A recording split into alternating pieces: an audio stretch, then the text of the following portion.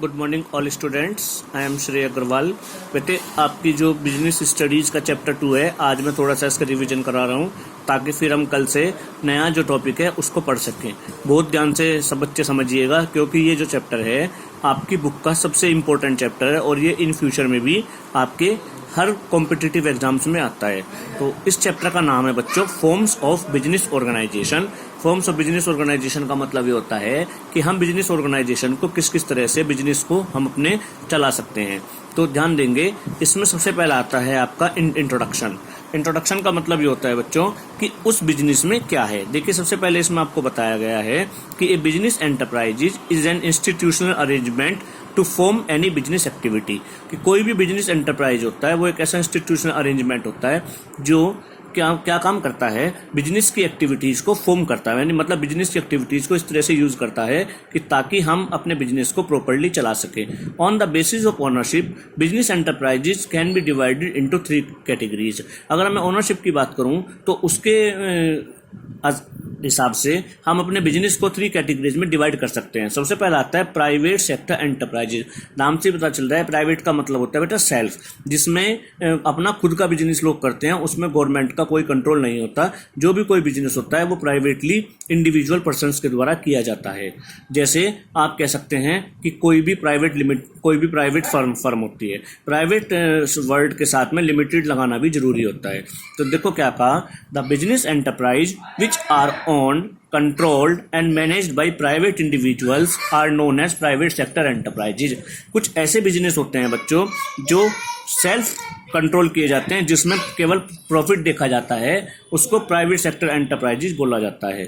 दूसरा आते हैं पब्लिक सेक्टर एंटरप्राइजेज। पब्लिक का मतलब होता है सोशल वेलफेयर, जिसमें हम सब लोगों को एक साथ लेकर के चलते हैं। सोशल वेलफेयर का मतलब होता है फॉर सोसाइटी। गवर्नमेंट क्या काम करती है, जो भी रूल्स एंड रेगुलेशंस बनाती है वो सब लोगों के लिए इक्वल बनाती है। तो देखो क्या कहा इसने, the business enterprises which are owned, controlled and managed by the central and state government are known as public sector enterprise.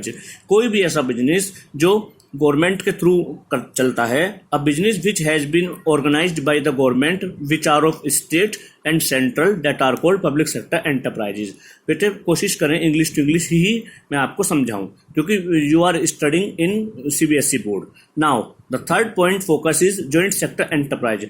Joint sector enterprise is that the combination of private sector and public sector. क्या कहा गया बेटा, ये दोनों के द्वारा होता है। फॉर एग्जाम्पल, कुछ लोग क्या काम करते हैं कि जैसे मॉर्निंग में तो क्या नाम है गवर्नमेंट का वर्क करते हैं और शाम को अपना बिजनेस कुछ भी खोल के बैठ जाते हैं। एंटरप्रेन्योर का मतलब होता है बिजनेसमैन, तो उसको कहते हैं हम जॉइंट सेक्टर एंटरप्राइजेज। जॉइंट का मतलब होता है जिसमें पब्लिकली भी और प्राइवेटली भी दोनों तरह से पर्सन्स वर्क करते हैं। उसके बाद आता है बच्चों, अब यहाँ से आपके चैप्टर की शुरुआत होती है जो बहुत ज़्यादा इंपॉर्टेंट है, जिसको आपको एग्जाम पॉइंट ऑफ व्यू से आपको करना है। सबसे पहले आता है forms of private sector enterprises. Forms का मतलब होता है कि वो कौन से एंटरप्राइजेज हैं जिसको हम अपने बिजनेस में यूज कर सकते हैं। देखिए ध्यान रखें, सबसे पहले आता है सोल प्रोप्राइटरशिप। सोल प्रोप्राइटरशिप का मतलब होता है सिंगल ओनर।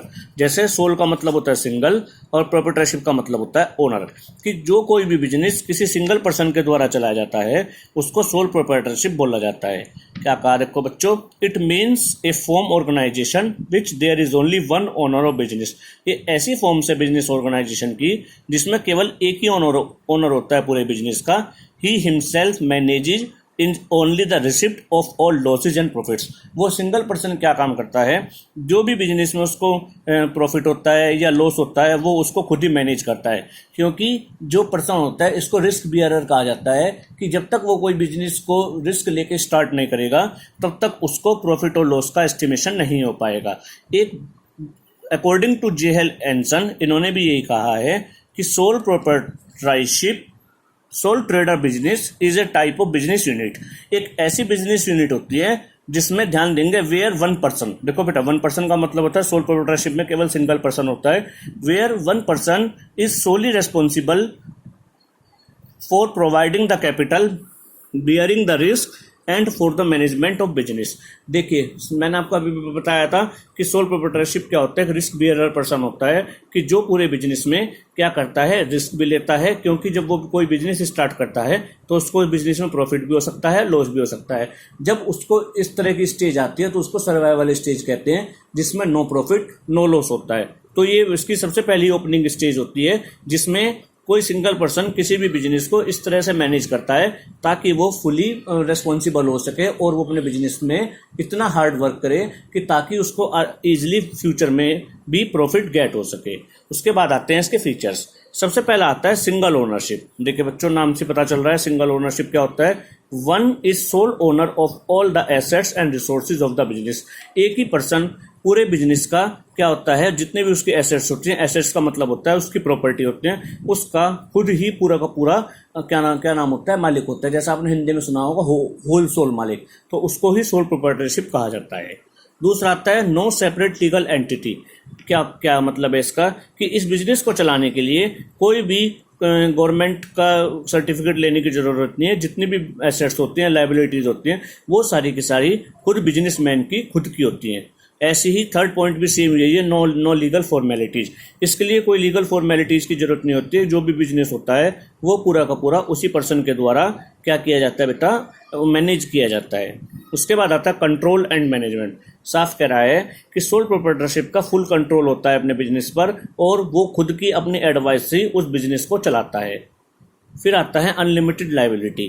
क्या कहा देखो, the liability of the ownership is limited. Ownership की तो लिमिटेड होती है, but in just a minute, in some cases the assets of the business are not sufficient to meet its depth. कभी कभी क्या होता है, अगर बिजनेस में लॉस भी हो जाता है तो उस पर्सन को क्या करना पड़ता है, अपने खुद की जो उसकी पर्सनल एसेट्स होती है उसको भी वो सोल्व करके जो भी उसने बिजनेस में लोगों से पैसा ले रखा है वो उसको रिटर्न करना पड़ेगा। तो एक ये बहुत इंपॉर्टेंट पॉइंट था।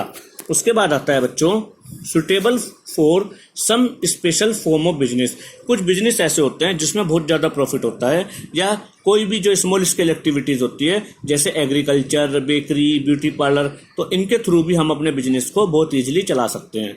तो बेटा इस वाली वीडियो में मैंने आपको इसके मेरिट्स तो मैं आपको अगली वीडियो में बताऊंगा। मैंने इस वाली वीडियो में आपको इस चैप्टर के बारे में बता दिया, इसका इंट्रोडक्शन क्या था, हमारे यहाँ कौन कौन सी फॉर्म्स होती हैं बिजनेस ऑर्गेनाइजेशंस की, पब्लिक सेक्टर कौन सा होता है, प्राइवेट सेक्टर कौन सा होता है, जॉइंटली सेक्टर कौन सा होता है, सोल प्रोप्राइटरशिप क्या होता है, ये मैंने आपको इस वाली वीडियो में एक्सप्लेन कर दिया है। अगर किसी को कोई भी प्रॉब्लम है तो वो या समझ नहीं आया या कोई भी बात है तो वो बच्चा मुझसे पर्सनली या ग्रुप पर भी अपने क्वेरीज को सोल्व कर सकता है।